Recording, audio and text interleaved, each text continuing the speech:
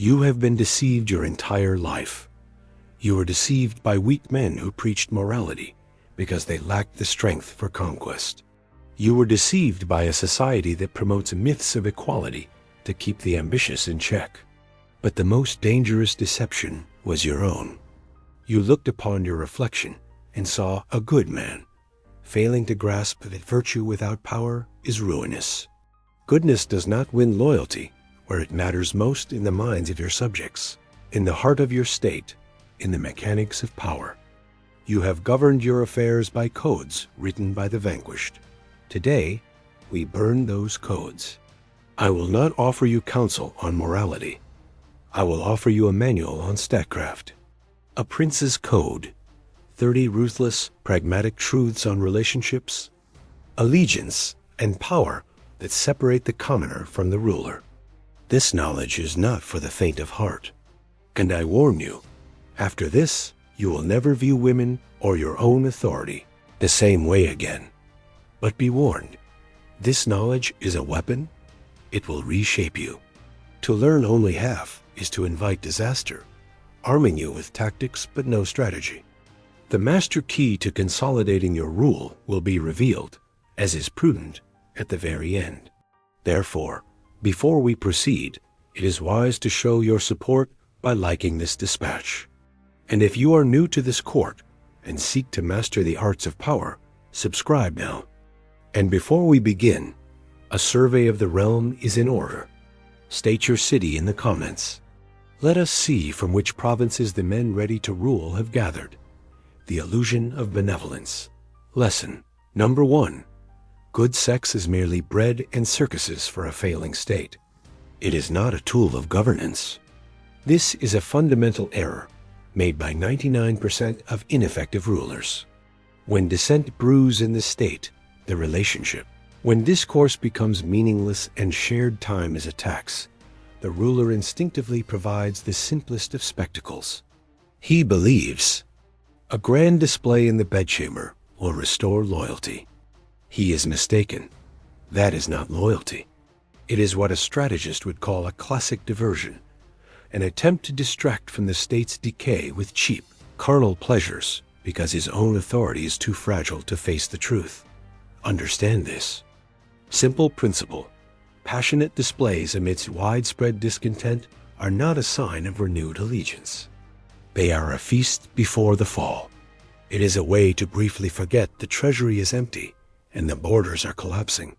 A woman may engage with astounding passion, for it is her escape as well.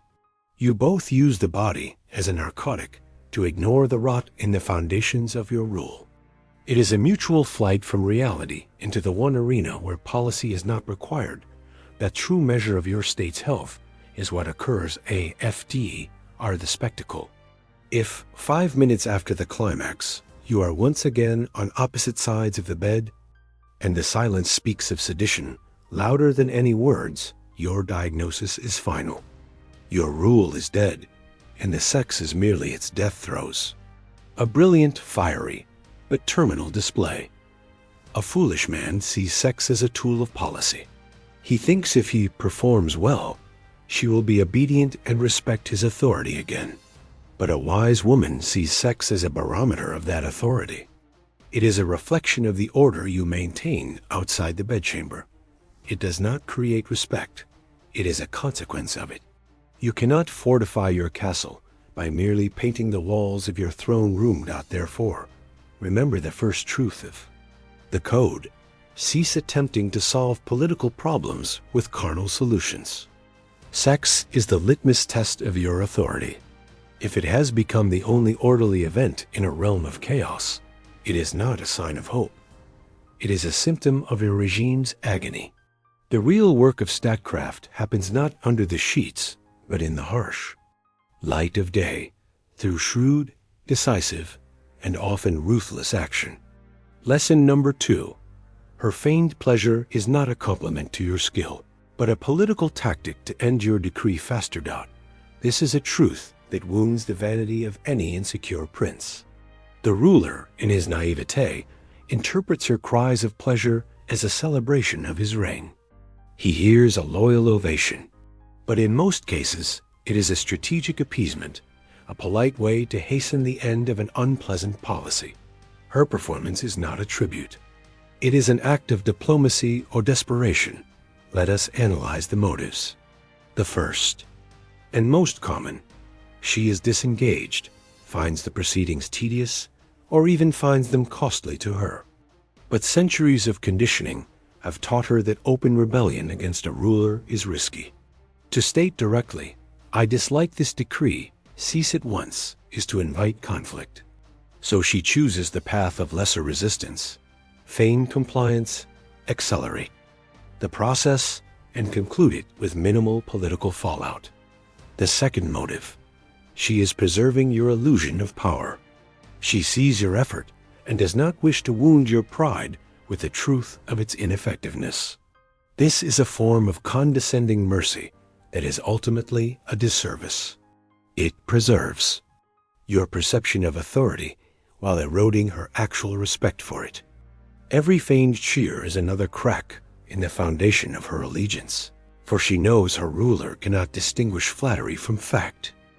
How does a wise prince distinguish genuine loyalty from mere theater? It is simple. True allegiance is total. It is not in the voice, but in the unconditional surrender of the entire state, her body. It is in involuntary compliance, a change in her disposition, a loss of her own sovereignty. A performance, however, is work. It is a calculated display, always slightly exaggerated. A ruler who is in touch with the reality of his domain, not the fantasies of his ego, will always sense this deception. Cease seeking validation in the volume of the cheers. Seek it in the non-verbal cues of compliance. And understand this. If you have established a state of absolute security, where she fears no reprisal for honesty, she will have no need for theatrics. Performance is always a symptom of fear or a lack of respect for the ruler's intelligence. Lesson number 3. Her no is not always a gambit. Sometimes no is a declaration of a border, and your failure to recognize it reveals you not as a strong conqueror, but as a foolish tyrant. The populist doctrines of seduction have long spread. A dangerous falsehood, that a woman's resistance is a mere formality to be overcome, that every no is a veiled invitation. This is a lie, and it creates ruin for both rulers and subjects. It turns men into clumsy aggressors and teaches women that their words hold no weight. Yes. A playful resistance exists, a strategic retreat that is part of a larger campaign. But it differs from a true border dispute, as a military exercise differs from an invasion. A playful no is accompanied by signs of engagement, by a posture that invites further negotiation. A real no is a fortified wall. Her expression becomes cold, her territory closes, her tone is flat. There is no energy of the game in it. There is the energy of a sovereign boundary. A ruler who cannot see this difference displays not strength, but a shocking lack of political acumen. He shows he is incapable of reading the map of his own territory. He acts not like a confident sovereign, but like a petulant child trying to take what is not his. This does not inspire allegiance. It inspires contempt and plotting. Furthermore, your persistence after a firm no is a declaration of tyranny. Your sovereignty and your borders are meaningless to me. Only my ambitions matter. This is an act of total disrespect. A woman, by her nature, seeks a ruler under whom she will be secure. A man who does not hear her no is a direct threat to that security. He is not a protector. He is an invader, and an unskilled one at that. True power is shown not in shattering her defenses, but in respecting her borders, even when it displeases you. The ability to hear no, accept it with authority, and withdraw strategically, that is what demonstrates your self-sufficiency. It silently communicates, I am so secure in my own power that I do not need to win this small territory by force. My empire will not fall because of one closed border. And paradoxically, it is this very display of superior strength that commands. respect, and makes her want to open the gates willingly. Lesson number 4. Sexual compatibility is a myth for impotent rulers. There is only the skill, or lack thereof, to govern the state you possess. The myth of sexual compatibility is the ultimate justification for lazy governance. When a ruler faces the first signs of unrest in the bedchamber, different tempos, different desires, different levels of ambition, it is easiest to blame it on some mystical incompatibility. To declare, this state is simply ungovernable, and seek a new one. This is the approach of a failed prince. Understand, sex is not an act of fortune. It is an act of virtue skill. And like any form of governance, it requires study, practice, and above all, intelligence gathering, communication. Two people are like two states forming an alliance for the first time.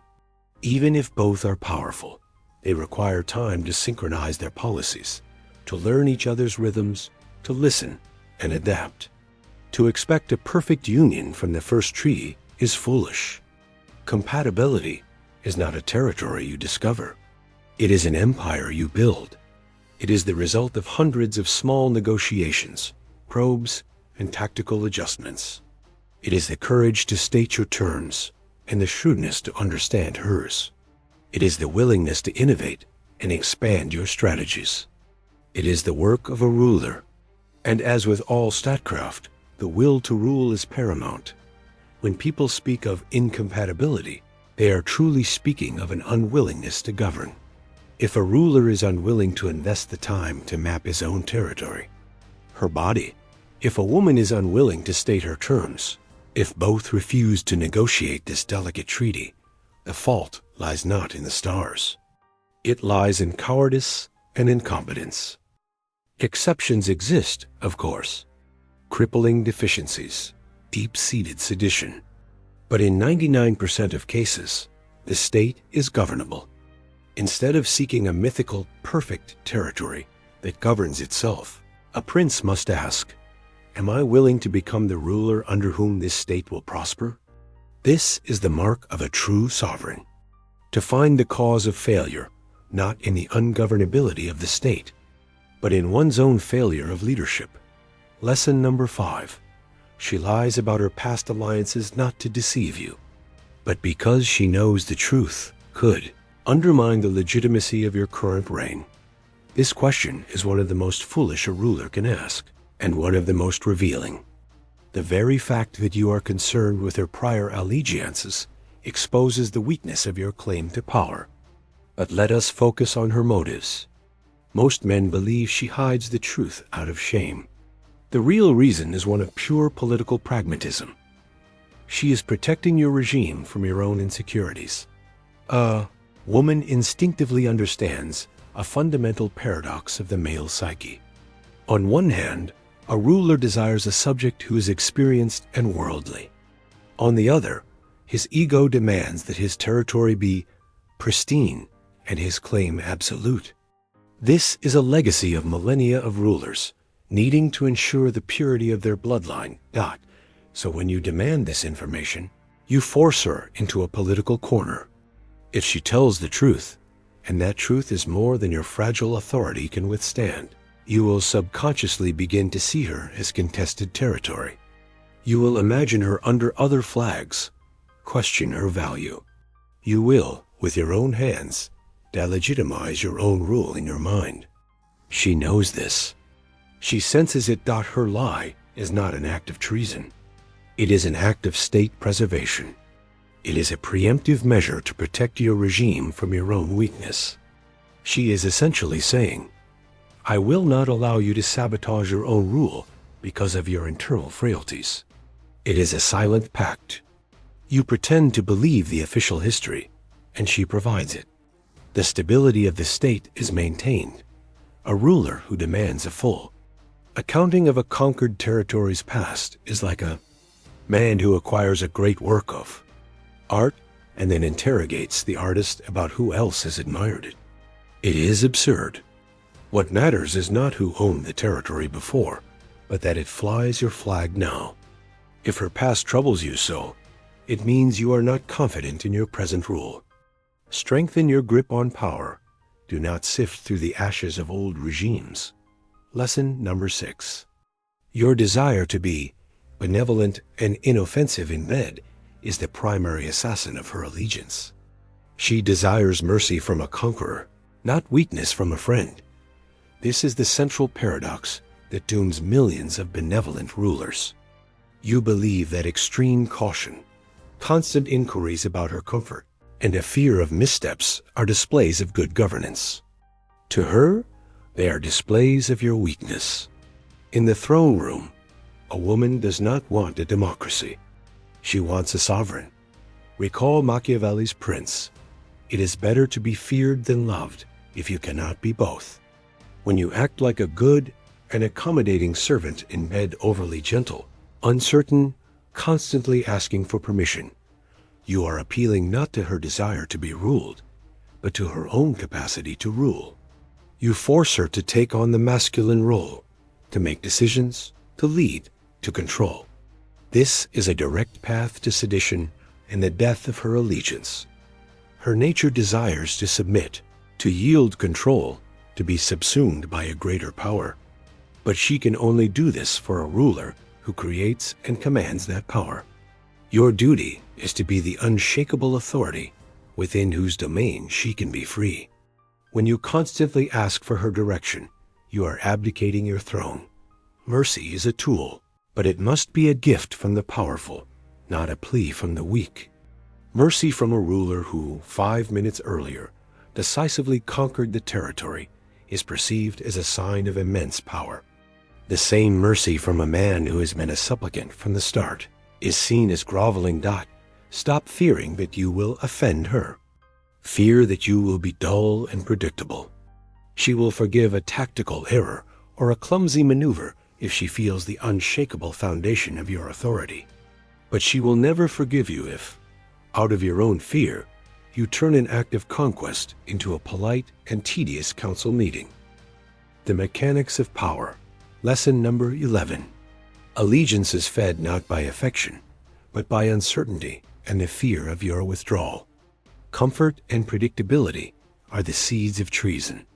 Here we enter the domain of pure statecraft, a truth that sentimentalists willfully ignore. Love and loyalty are not the same. In fact, they are often mutually exclusive forces. Love seeks comfort, predictability, and security. Loyalty, however, a prince's true currency, is sustained by the opposite energy. It requires tension, drama, and uncertainty. Consider your rule as a fire.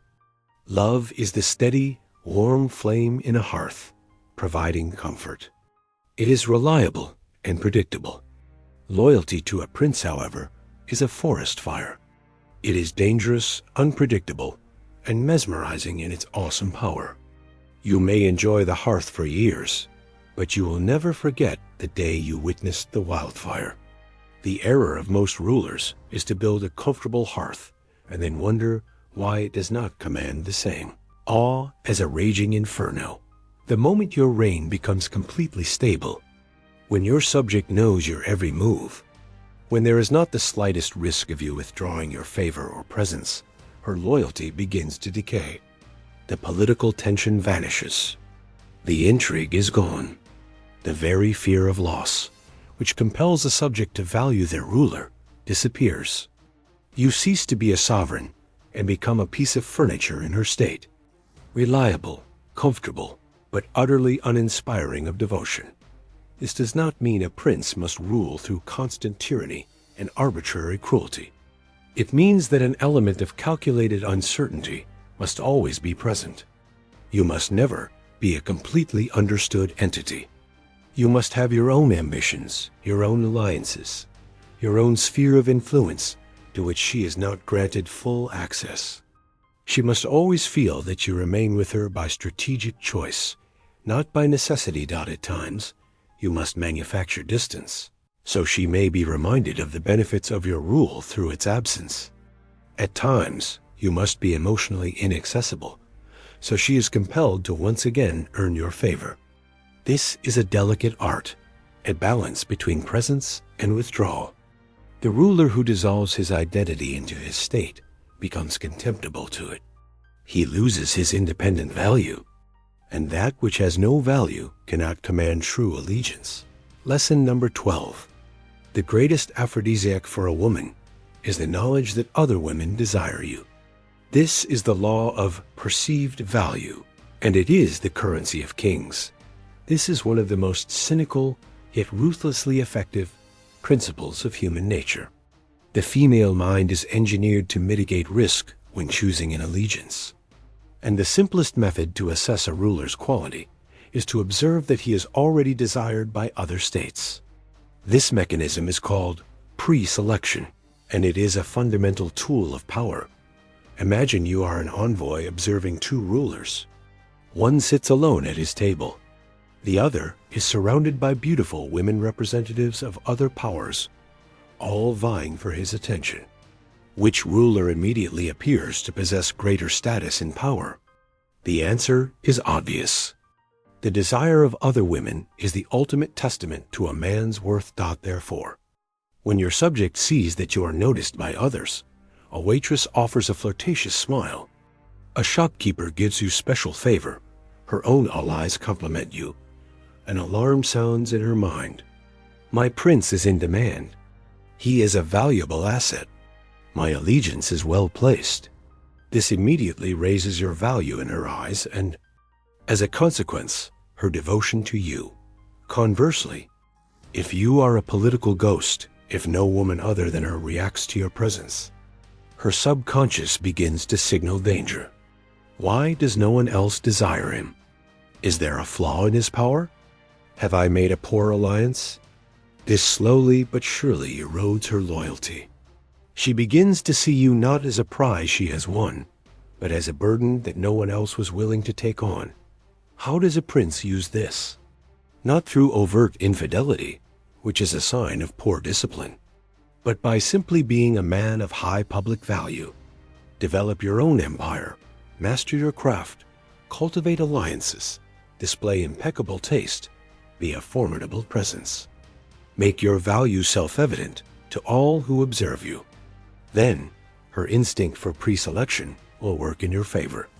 She will look upon you and feel pride in her choice, and she will fear losing it. And fear of loss, as we know, is the greatest fuel for loyalty. Lesson number 13. The louder she proclaims her independence, the more desperately she seeks a ruler strong enough to conquer her. Her defiance is a test of your will to power. This is a classic example of what a political strategist would call a counter-signal. When a particular trait is excessively and loudly proclaimed, it almost always indicates that its opposite exists in the shadows of the subconscious, desperately seeking expression. The strong, independent woman is often merely a persona, a piece of political theater she performs for the world. Behind this mask of self-sufficiency hides her true nature, which is weary of constant vigilance, tired of being strong, exhausted by the burdens of self-rule. It desperately craves a ruler who is even stronger, one to whom she can finally, without fear, cede control, one whose authority and power are so absolute that she can afford to relax her defenses and simply be a subject under his protection. Ineffective, men make the fatal error of believing the performance. They hear her words of independence and begin to treat her as an equal partner in a republic. They offer her a vote in all decisions. They fear asserting their own will, lest they offend her strength. In doing so, they only provoke her contempt and frustration. She is not seeking another equal. Her life is filled with equals and subordinates. She is seeking a sovereign, one who, by his very bearing, communicates, I acknowledge your strength, and I respect it. But my own is greater. Relax. I am in command now. This is what she waits for, but will never admit, even to herself. Therefore, when you encounter such a woman, do not be intimidated by her displays of strength. Do not attempt to placate her. Assert your will. Make decisions. Act as the sovereign.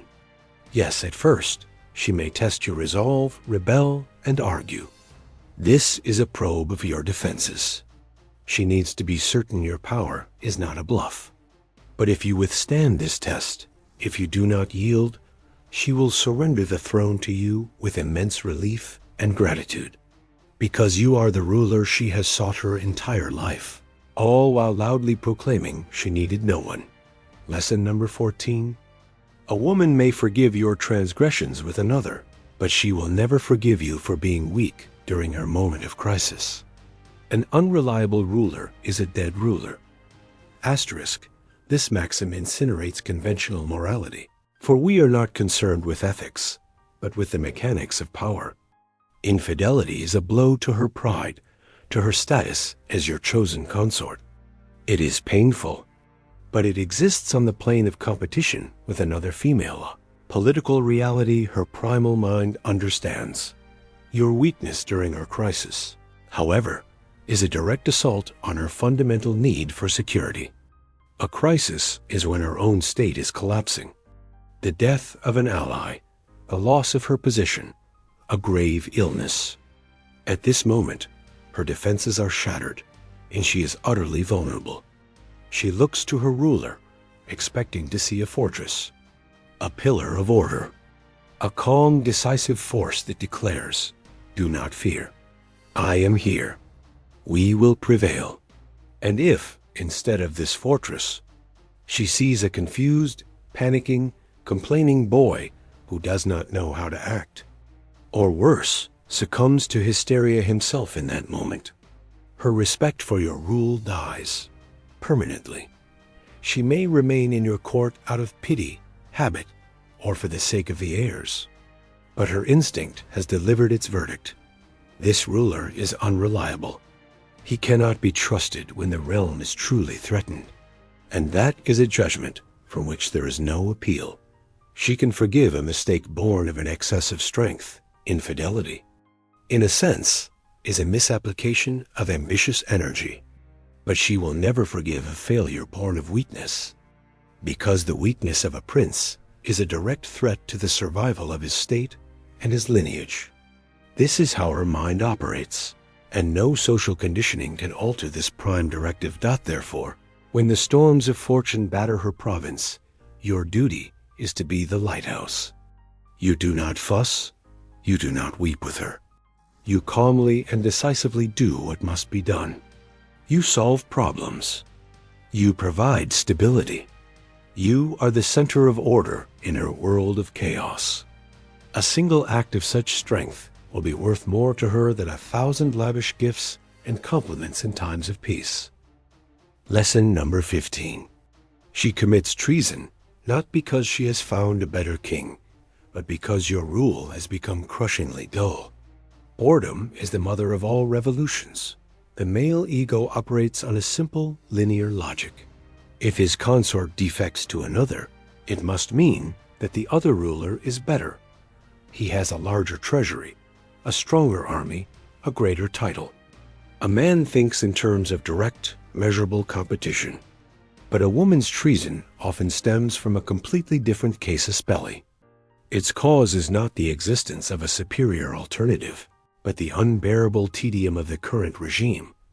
Boredom in a relationship is not mere lack of amusement. It is existential decay. It is the sense that life itself is stagnating, that each day is a repeat of the last, that there will be no more conquests, no more grand emotions, no more glorious struggle. It is a slow death. And when a woman reaches this point, she begins to seek not a better ruler, but a different one who will restore her sense of being alive.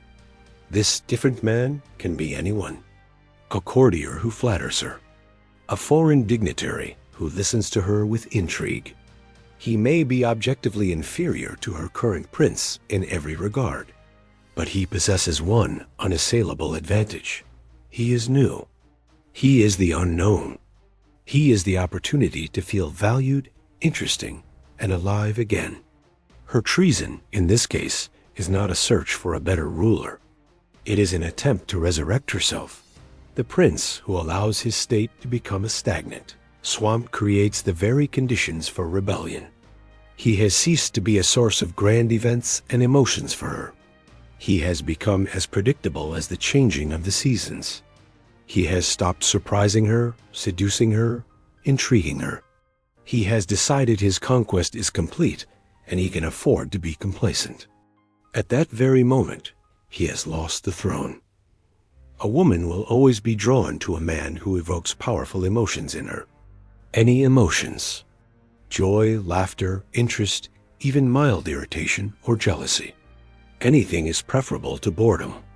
Boredom is a political vacuum her nature abhors, and she will fill that vacuum. If not with your drama, then with another's. Therefore, the primary duty of a prince in a long reign is to prevent her from dying of boredom. He must be an eternal enigma, a puzzle she desires to solve for a lifetime. Asterisk lesson number 16. She does not measure the size of your weapon, but the magnitude of your authority and your command of the battlefield. This lesson is a balm for the insecure prince who obsesses over the size of his treasury or army. The entire culture of vulgar display is built upon the cult of raw numbers. But in the real art of war and statcraft, these are among the most overrated factors. Yes, resources are of consequence, but they are secondary to the work of the commander. A woman's surrender is, first and foremost, a political and psychological process. Her state only yields when her mind is pacified. And her mind is pacified only when she feels she is in the hands of a confident, dominant ruler who is the undisputed master of his actions. Your authority is the key that unlocks the gates to her city. Your nervousness and insecurity are the bolts that seal them shut. You may possess the largest army on the continent, but if you are hesitant, indecisive, and constantly seek her approval on the battlefield, you will never achieve a true conquest, because she will sense your weakness of command. Instead of surrendering, she will be forced to take up arms herself.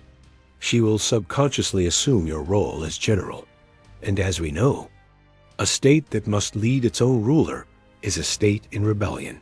Conversely, a prince with modest resources, but with absolute, iron-willed confidence can achieve miracles. He does not wonder if his army is good enough. He simply takes what he wills. He leads. He commands the field. His hands, his voice, his gaze all radiate a calm power. And it is this energy, this absolute authority over the situation, that compels her state to submit. She does not surrender to the size of your army. She surrenders to the quality of your rule. Therefore, cease your obsession with superficial measures. Begin to fortify your mind. Cultivate your authority, not in the bedchamber, but in the world. Achieve victories. Conquer your own weaknesses. Become the sovereign of your own reality. And when you bring that conqueror's energy to her gates, she will not care about the size of your armament, because the greatest weapon will be you. Lesson number 17. Her state remembers every previous ruler, and it subconsciously measures you against each one. Your reign must make all prior regimes seem like a footnote. This is another inconvenient truth that the vain prince refuses to accept. He wishes to believe he is the first and only true sovereign of his territory, that with his ascension, all previous history was erased. This is a delusion.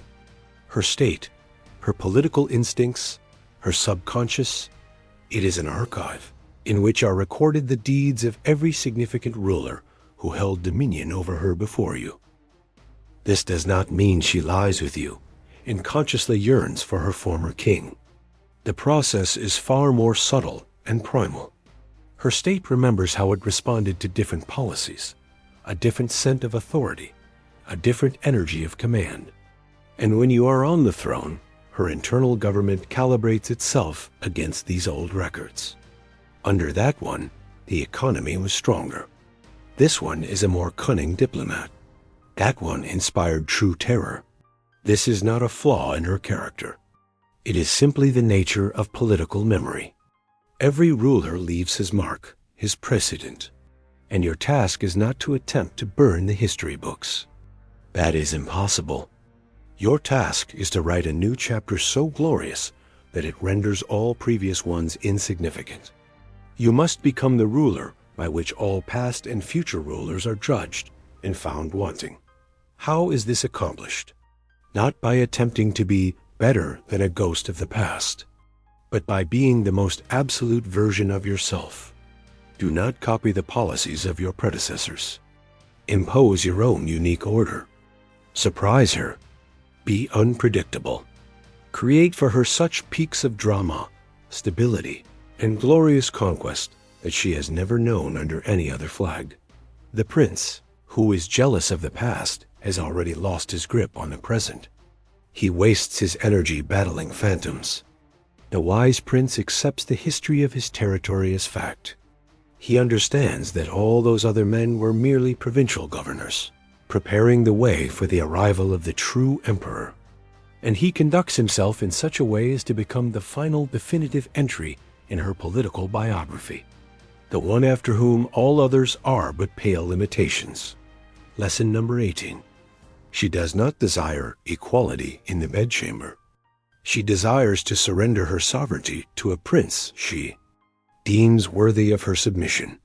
The idea of a republic or partnership is a modern political fiction that functions adequately in commerce, but leads to utter chaos in the bedchamber. Female nature, in its deepest sense, is hierarchical. For total surrender, she must be allowed to deactivate her own ruling faculty, her social persona, her sense of responsibility. She must be allowed to regress to the state of a protected subject, who trusts completely in the strength and wisdom of her sovereign.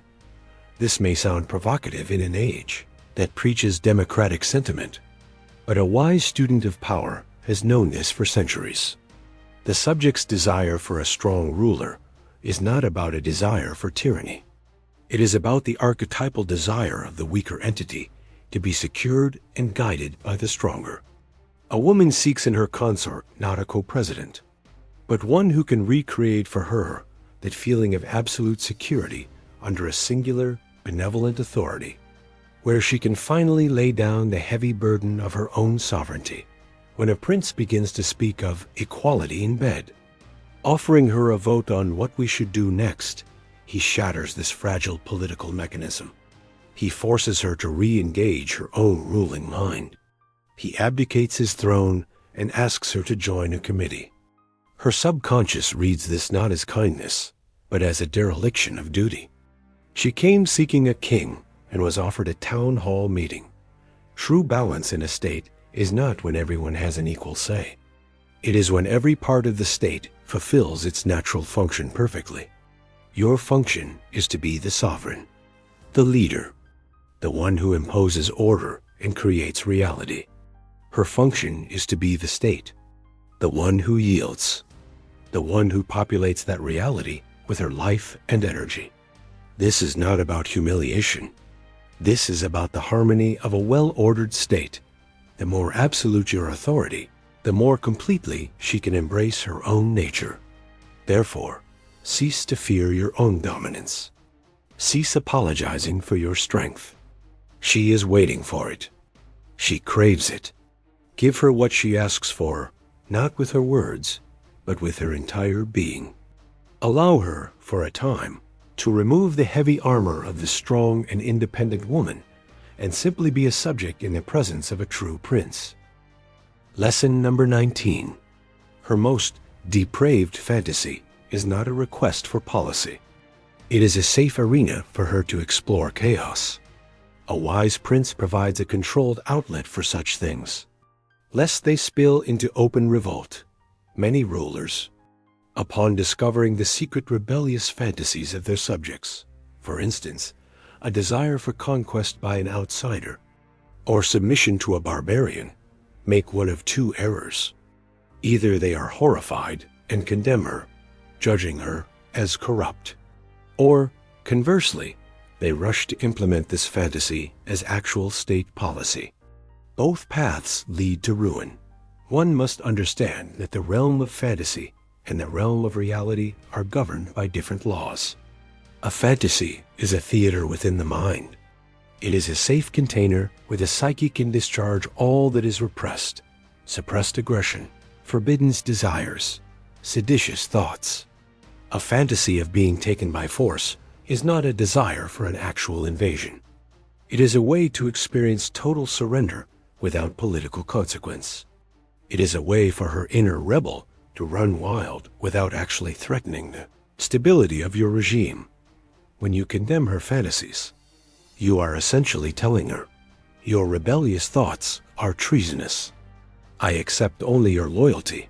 This forces her to bury these impulses even deeper, where they will fester into genuine sedition. You lose her trust and create a secret enemy within your own court. When you rush to enact the fantasy literally, you also err. Reality can almost never compete with imagination. In fantasy, everything is perfect and controlled. In reality, an invasion is a messy, unpredictable affair. Most importantly, a fantasy made real loses its power. It ceases to be that secret outlet for chaos. It becomes just another, possibly clumsy, political event. What, then, must a wise prince do? He must become the director of her political theater. He need not hire foreign mercenaries. He uses elements of her fantasies in his own courtly games. If she fantasizes about submission, he becomes a more absolute and demanding ruler in their private chambers. If about a stranger, he stages a first encounter at a masquerade ball. You harness the energy of her fantasy, but keep it within the safe, controlled domain of your own rule. You allow her inner rebel a state-sanctioned holiday, but you hold the leash firmly. This is the highest art of political and emotional intelligence. Lesson number 20. She will never admit it, but she is aroused by your light. Possessive jealousy. A sign you value your territory, not by your total indifferent trust, which signals you do not care if the state is lost. Modern philosophy has branded jealousy a weakness, a sign of an insecure ruler, and in its extreme, paranoid form, it is indeed a liability. But we are not discussing the paranoia of a tyrant who sees assassins in every shadow. We are discussing the subtle, almost imperceptible display of your proprietary instinct as a sovereign, a complete lack of. Jealousy is interpreted by a woman on a subconscious level, not as high trust, but as your indifference to your own domain. It says to her, "It matters little to me if you remain my subject or not. This territory is not of great value, so I do not fear its loss." This is a death sentence for her loyalty. A woman desires to be a prized territory, a jewel in her prince's crown, a province he would go to war to keep. Light, strategic jealousy is the spice that makes a reign exciting. It is when, at a state dinner, you see a foreign envoy attempting to charm her, and you do not cause a diplomatic incident. Instead, you approach, place a firm, possessive hand on her, and lead her away, giving the rival a cold, dismissive glance. This simple act is a powerful political statement. This territory is mine, and I do not permit foreign powers to survey my lands. Or when she tells you of a courtier who paid her a compliment, and instead of ignoring it, you look her in the eyes and say with a slight, cold smile, "His ambition should be kept in check." It is not a threat. It is a political game. But this game activates ancient instincts within her. She feels your strength, your claim over her. She feels her own value in your eyes. And this is intensely arousing. The balance is crucial. A tyrant's constant jealousy is exhausting and humiliating. But a ruler's complete lack of it is terrifying, for it signals your low investment or your weakness. A wise prince treats his prized territory like a masterpiece of art. He does not hide it in a vault. He displays it proudly for all to admire, but he never, ever leaves the gates unguarded. The art of governance. Lesson number 21. Your willingness to kneel before her is perceived as strength only if you are a king in all other matters. Otherwise, it is the groveling of a courtier. This is one of the most delicate points of statecraft, where lesser men constantly miscalculate. They read in populist pamphlets that kneeling before a woman is the key to her favor, and so they rush to serve her, expecting loyalty and devotion in return. Instead, they receive, at best, polite condescension, and at worst, hidden contempt. The error is not in the action itself. The error is in the political status of the one performing it. Context is everything. Imagine a mighty emperor who, as a sign of his absolute power and grace, kneels for a moment before his empress. This is an act of incredible strength. He is so secure in his authority that he can afford this gesture of humility, which only serves to magnify his power and generosity. His status is not diminished. It is enhanced. Now, imagine a groveling court jester permanently on his knees, begging the empress for a smile. This is not strength. It is servility. It is a demonstration of his low rank. And it inspires not devotion, but pity. Therefore, if in the world you are a king confident, ambitious, responsible, an absolute authority in her eyes, then your willingness to please her in this manner is seen as a gift from the powerful, the gesture of an emperor. She understands you do it not from obligation, but from will. It is your choice, a display of your magnanimity, and that is incredibly valuable. But if in the world you are that gesture insecure, dependent on her whims, spineless, then your service in the bedchamber is seen merely as the logical extension of your sycophantic behavior, an attempt to earn her favor and sex. You are not bestowing a gift. You are paying tribute, and a state that is bought is never truly loyal. First, become an emperor in life. Only then should you consider kneeling in the bedroom, and then the gesture will carry the devastating weight of true power. Lesson number 22. If she never initiates the tribute, the fault lies not in her modesty. It lies in your failure to create the conditions or the desire for her to offer it. Rulers often complain. She never offers tribute willingly. The initiative to collect it is always mine. They attribute this to her modesty, upbringing, or lack of ambition. In 99% of cases, this is a ruler deceiving himself. A woman's initiative is not a character trait. It is a barometer of the health of the state. The first and primary reason for a lack of initiative is that she does not feel her tribute is desired. A woman only offers herself when she is absolutely certain her offering will not be rejected. Her fear of rejection is 1,000 times more potent than a man's. If, during the day, you have been a cold, inattentive, or critical ruler, and then you expect her to approach your throne in the evening with burning devotion, you are a fool. You yourself have created a political climate in which her initiative is impossible. She fears being met with "I am weary," or "not now," and this fear paralyzes her. The second reason is that you do not inspire in her the desire to give. Initiative is born from an excess of political goodwill, from a loyalty so strong it can no longer be contained. If you are a dull, predictable, and uninspiring ruler, where is this excess to come from?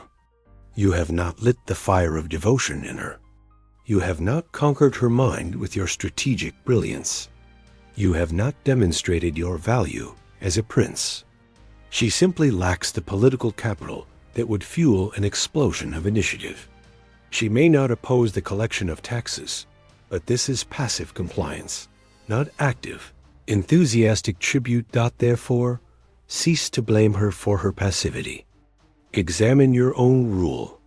Do you create a climate of absolute acceptance where she does not fear being vulnerable and showing her desire? Are you a ruler whose mere thought inspires a tremor of devotion in her? Do you conquer her every day with your words, your gaze, your actions? If not, what do you expect?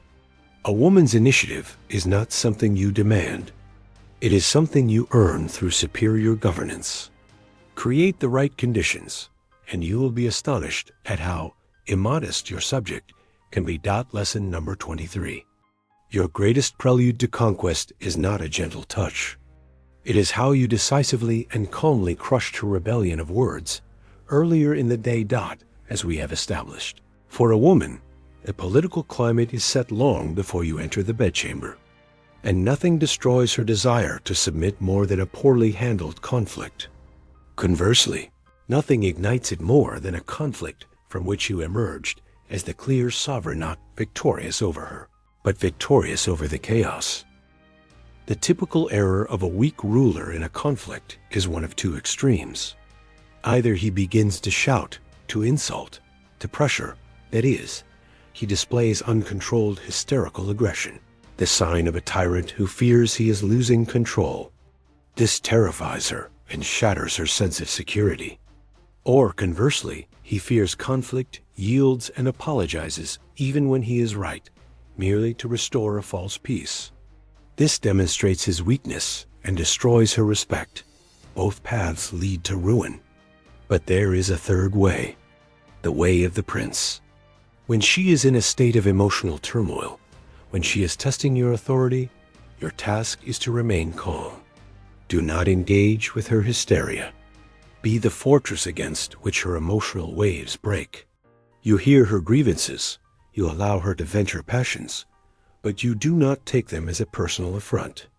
And then, when the storm is past, you calmly, firmly, and decisively state your policy, without anger, without excuses, simply the law.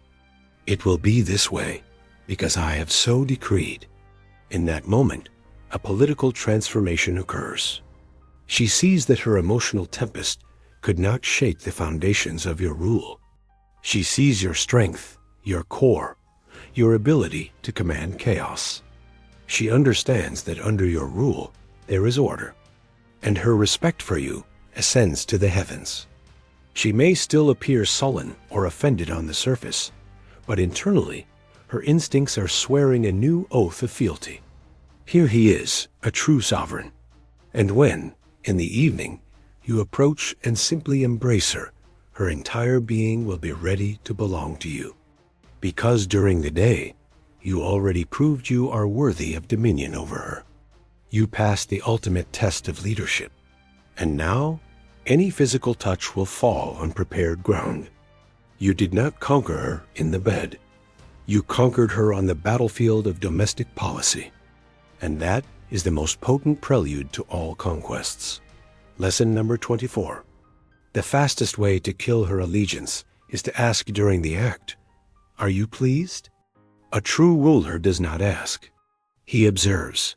This question, which a benevolent ruler might see as the height of consideration, is in fact a declaration of total incompetence and an assassin of passion. By asking it, you confess several failures simultaneously. First, you show that you cannot read the condition of your own state. You are not in tune with her body, her breath, her reactions. You are so disconnected from the process that you require a verbal report. You are a blind king. Second, you are abdicating your responsibility for the outcome. Instead of leading her and creating an experience for her, you are essentially saying, "Well, you must guide me. Tell me which policies to enact." You are abandoning your role as sovereign and forcing her to engage her own mind, to analyze, to give you counsel. You are turning an act of conquest into a session of parliament. This instantly shatters the illusion of your absolute power. Third, you reveal your desperate need for validation. Your concern is not so much her pleasure, but your own performance review. This betrays your dependence on her approval, your own internal weakness that you seek to remedy with her praise. This is not the posture of a strong prince. It is the posture of an insecure apprentice asking for his master's approval. A true ruler does not ask. He knows. He sees. He feels. He is attuned to his subject like a master strategist to the battlefield. He hears the change in her breathing. He sees the tension in her muscles. He feels how her body responds to his every maneuver. He is completely present in the moment. He is the process. He needs no words, because her body provides a much more honest and clear intelligence report. If you wish to learn something, experiment. Enact a new policy and observe the reaction. Reinforce that which brings greater compliance and prosperity. Cease that which causes tension and dissent. Be a conqueror, not an examiner. Your attention, not your questions, is the key to her submission. Asterisk lesson number 25. The more you try to please her in bed, the less she respects you as a ruler. Here again, we confront the fundamental failure of the common man to understand the politics of female nature. He believes sex is a service to be rendered, where he must be the perfect functionary, anticipating and fulfilling her every whim. He turns himself into a servant, rushing about with a menu of pleasures, desperate to please. And he cannot understand why he is rewarded with growing coldness and contempt. A woman does not want a servant. She wants a master. She wants to feel not your eagerness to please, an eagerness born of weakness, but your will, your desire, your healthy, sovereign ambition. She wants to see that you are taking pleasure from your conquest, that you are there not only for her benefit, but for your own glory. A ruler who enjoys his power, who revels in his strength and his dominion over her body, he is the one who truly inspires devotion. When you try too hard to please, you are sending a message of weakness. My own desires are irrelevant. Only yours matter. I am willing to sacrifice my own sovereignty so that you may be content. This does not appear as generosity. It appears as a lack of self-respect. You place her on the throne and take the position of a subject. You are inverting the natural order, and her instincts sound the alarm. She cannot respect a ruler who does not value his own crown. This does not mean you should be a careless tyrant, ignoring the condition of your state. It means that the starting point of your policy must be your own sovereign pleasure. You are the center of the act. You are the one who derives power and satisfaction, and from your surplus, you generously share it with her. You are, in effect, saying, "My conquest brings me such glory that I wish for you to share in its spoils." This is a position of abundance. The position of the pleaser is one of scarcity. I have no power of my own, so I will attempt to earn your favor. Cease being a servant. Become the source of power. Focus on your own conquest, your own strength, your own pleasure, and you will see how she, as if by magic, begins to respond to this energy. She will be drawn to the warmth of your fire, not look down from a cold throne as you struggle to build one only for her. Lesson number 26. If sex has become a state tax, your regime is already dead. You are merely ghosts haunting the palace, afraid to admit the fall. The phrase marital duty is the epitaph on the tomb of passion. The very fact of its appearance in a couple's lexicon means that sex has ceased to be an act of willing tribute and has become an act of forced taxation. It is no longer a celebration of your rule. It is a burden of it, a tax that both parties pay to maintain the illusion that their state, called a family, is still solvent. A duty is something done out of obligation, not desire. It is labor. It is a chore. And when sex becomes this, it loses its primary function, to be a source of political energy and unity. It begins to drain that energy. Every such act is not a bond, but another reminder of the state's decay. It is a hollow ritual, devoid of all meaning, like a coronation for a king with no subjects. Men often attempt to solve this problem through force. They begin to persuade, demand, appeal to her sense of duty. We are husband and wife, you must. By this, they only worsen the situation. They are attempting to command joy. It is an absurdity. One cannot decree desire. If you have reached the stage of duty, this is not a sexual problem. It is the terminal phase of a political disease. It means you have long ago lost the emotional allegiance. You have ceased to be a ruler and consort to each other. You have become cohabitants, business partners in the administration of your children. And between administrators, there is no passion. There are only contractual obligations. And here, there are no simple remedies. You cannot fix the sex while ignoring the fact that your entire regime has turned to ashes. You must either have the courage to admit the fall of your state and dissolve it, or you must begin the total, painful process of rebuilding your rule from the very foundation. But to continue pretending that all is well, while dutifully collecting taxes from a bankrupt state, is the surest way to a slow, agonizing madness. Lesson number 27. The most powerful move you can make is to confidently deny her a request if it violates the constitution of your own principles. A ruler without laws is a tyrant, and a tyrant is always overthrown. This is the highest form of statecraft, available only to the few. Most men govern by the populist principle, a happy woman, a happy life. They are willing to concede anything to please her, to avoid conflict, to be a good ruler. And they fail to understand that this very behavior destroys her respect for their authority. A woman is constantly, subconsciously, testing the strength of her ruler. She probes his borders. She is, in effect, asking, "Where are the limits of your authority? What is the line you will not let me cross? What are the laws to which even you are subject?" She is searching for his core, his constitution. She needs to be certain that his entire world does not revolve around her whims. And so a situation arises where she makes a demand, or more accurately, she declares a desire, to visit her allies instead of attending to your own affairs of state, to acquire a luxury the treasury cannot afford, something that contradicts your plans, your values, or sound policy. 99% of men will capitulate. They will say yes through gritted teeth, just to avoid her displeasure. And only the 1% will deliver a calm, firm, and non-negotiable no, not because he wishes to be cruel, but because her request violates his own sovereign code. "No, my dear.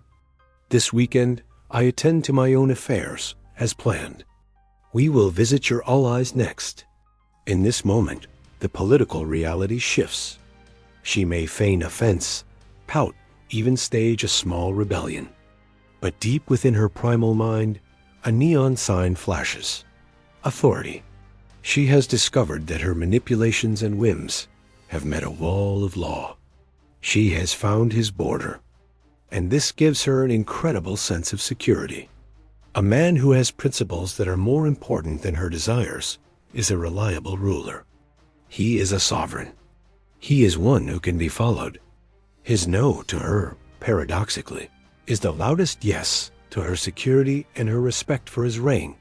It is precisely after such an episode, after she has lost this political battle, that her allegiance to you may ignite with a new unseen force, because you have proven that you are the ultimate authority. And to submit to the ultimate authority is the greatest female pleasure. Lesson number 28. The man who speaks too much of conquest is usually a poor conqueror. True power acts in silence. There is a class of men, the theorists of power. They have read every manual, watched every campaign. They know all the tactics, all the weak points, all the right words. And they cannot resist demonstrating this knowledge. They constantly talk of sex and conquest. They discuss, analyze, boast, and lecture. And by this, they reveal their total insecurity and inexperience. True power, true competence, needs no proclamation. It is demonstrated in action. A great general does not boast at dinner parties of how he will win the war. He simply wins it. A great king does not brag of his victories. His reputation precedes him. The same is true in the art of seduction. The man who is truly confident in his power is calm and silent. He does not talk. He acts. Constant talk of sex is a compensation. It is an attempt to convince oneself and others of a power that does not truly exist. It is a smokescreen to hide a fear of failure. Such a man is like a boxer who shouts and threatens before a match because deep down he is terrified to enter the ring. For a woman, this is a very clear signal. When a man begins his courtship by speaking too much or too early of sex, of what a master he is, her internal detector of falsehoods begins to sound. She understands she is dealing with an amateur, a man whose theory far outstrips his practice. A powerful man will seduce her not with talk of sex, but with his personality, his actions, his energy. And when the time for conquest comes, he will simply and silently demonstrate his capabilities. Therefore, remember, your deeds must be louder than your words, especially in this arena. The less you speak of the kind of lover you are, the greater your chances of becoming him in her eyes. Let your body, your confidence, and her surrender speak for you. All the rest is merely the noise of weakness. Lesson number 29. Your raging jealousy reveals your insecurity, but your complete indifference to rivals signals that your territory is of low value. Inviting invasion. We have touched upon this before, but it is vital to examine it from the angle of your response to potential usurpers. Here too, weak men fall into extremes that are equally ruinous. The first extreme is pathological jealousy. This is the ruler who sees a threat in every man, a courtier, a servant, an old ally of hers. He conducts interrogations, spies on her communications, forbids her alliances. This behavior has nothing to do with strength. It is the cry of his insecurity. He has so little faith in his own hold on power that he believes any other man could easily stage a coup. For her, this is firstly humiliating, and secondly exhausting. To live under such a paranoid tyrant is impossible. The second extreme is complete indifference. This is the ruler who demonstrates that he cares not at all. She can flirt, accept flattery from other men, dance with rivals, and you sit with a stone face, displaying your high trust and lack of insecurity. She reads this very differently. She sees that you do not consider her a valuable enough prize to fight for, that you do not see other men as rivals, likely because you do not consider yourself a player of their caliber. You are in effect saying, "Take her if you wish. This province is of little concern to me." This terrifies her because it signals your abdication. The correct path, as always, lies in the middle. It is what can be called calm sovereignty. You are not jealous because you are secure in yourself and her allegiance, but you always mark your borders. You do not ignore other men. You regard them from a position of superiority. Your bearing should say, "I see you are here. I know you covet what is mine, but you pose no threat to me. You are of a lower class of ruler." This is shown in small things, in a steady gaze, in a calm smile, in the way you casually lay a hand on her shoulder when a suitor hovers near. You are not nervous. You are not fighting. You are simply stating the fact of your supremacy. And it is this that gives her a feeling of pride and security. She knows she is with the victor, and victors are not jealous. They simply rule. Asterisk lesson number 30. A woman can share a bed with you for years, but she will only truly pledge allegiance to the ruler she respects and slightly fears. This is the final and most crucial maxim of our code. It consolidates everything we have discussed. You may coexist, raise heirs, manage a household. She may perform her duties regularly, but this is all the outward trapping of a state. The question is, to whom does her inner allegiance belong? Whose authority makes her tremble? About which ruler does she think when she is alone? Allegiance is not a contract. It is a condition of her soul, and it is forged from two key elements: respect, and a slight fear. Respect is the acknowledgement of your superior statcraft. Not tyrannical, but natural. She respects your intellect, your strength, your principles, your victories. She sees that you are a ruler of a higher order. She is proud to be a citizen of your state. Without this respect, any arrangement becomes mere cohabitation, not the union of a prince and his domain. Slight fear is not the fear of cruelty. It is the fear of losing you, the fear of your disapproval, the fear of failing to meet the high standards of your court.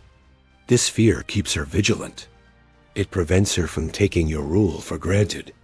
It compels her to improve, to remain valuable to you, to compete for your favor. This fear is the ultimate sign of your immense value to her. If she does not fear losing you, she does not value your rule. It is this combination respect for your power and fear of its withdrawal that creates the invisible chains binding her to you more strongly than any treaty. She may entertain envoys from other states, but her loyalty will be to you, because you are her center of gravity. You are the one who defines her world. And all the statcraft discussed in these 30 maxims is aimed at one goal: to become such a ruler, the one whose authority is absolute, and whose absence is terrifying to contemplate. When you become him, all other political questions will become irrelevant. And now, the primary question to the members of this council. Which of these 30 maxims has provided the greatest strategic insight for you? State its number, and if you will, the reason. This intelligence is valuable. But today, we have only laid out the code. We have diagnosed the state of play. In our next dispatch, we will move to instruments of power. I will provide 5 specific techniques of verbal statcraft built upon these truths. To ensure you do not miss this intelligence, confirm you are subscribed and activate the notification bell.